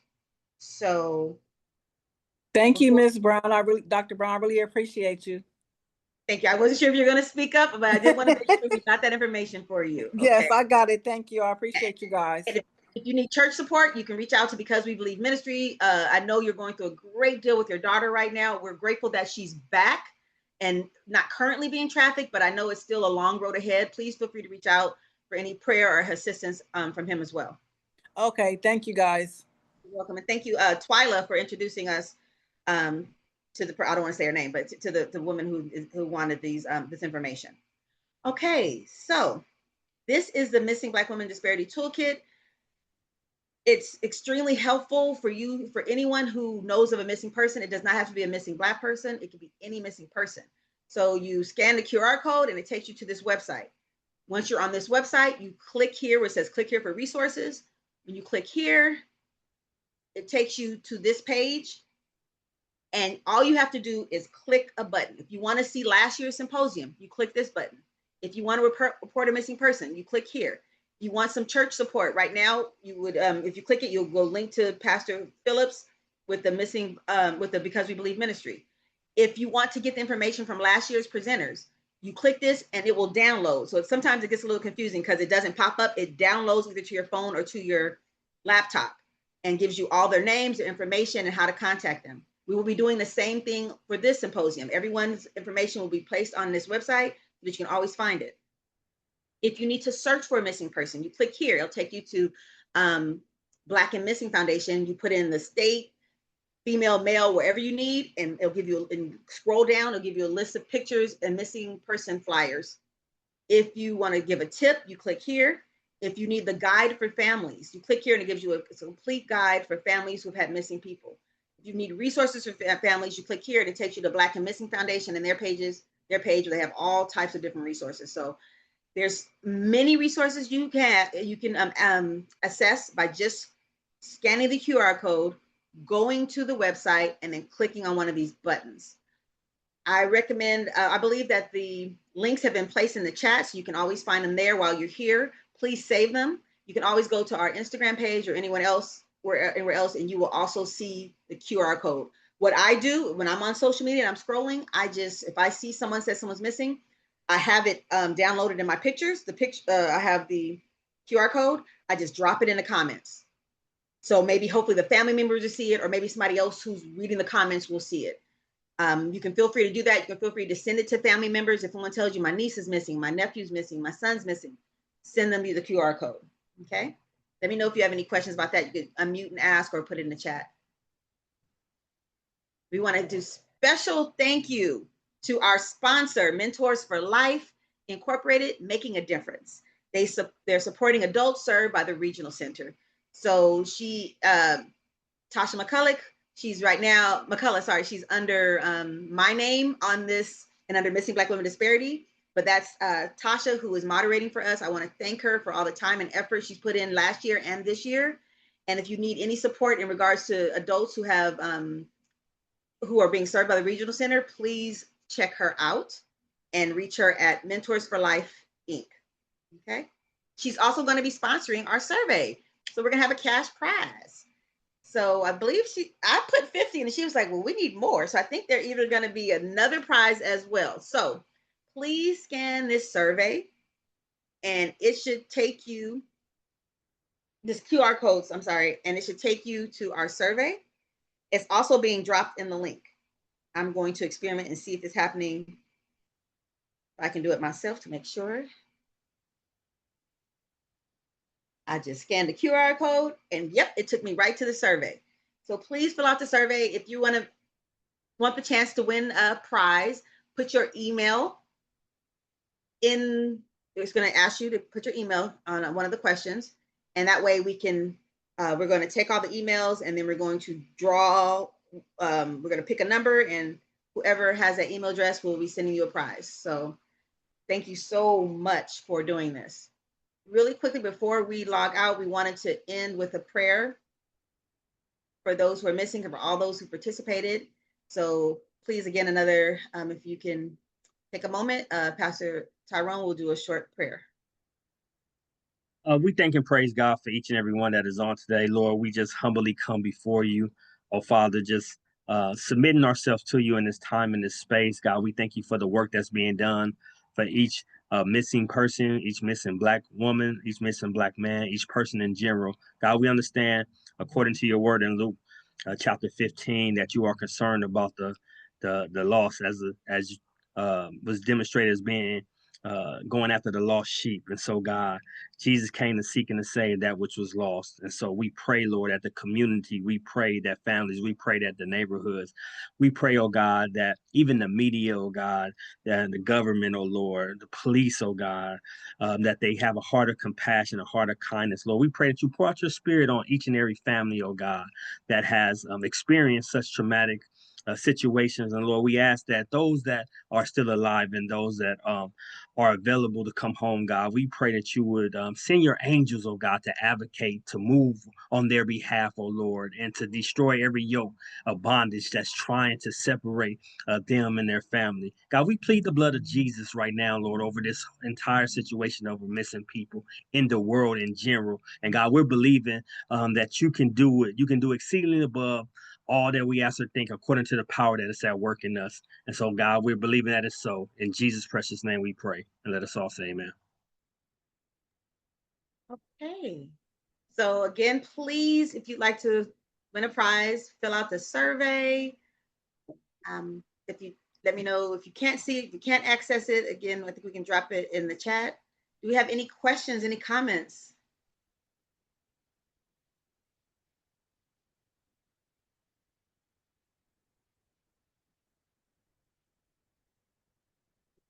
No? Okay. Just want to give a couple more seconds just in case anyone else has a comment or question, and if there's anything in the chat.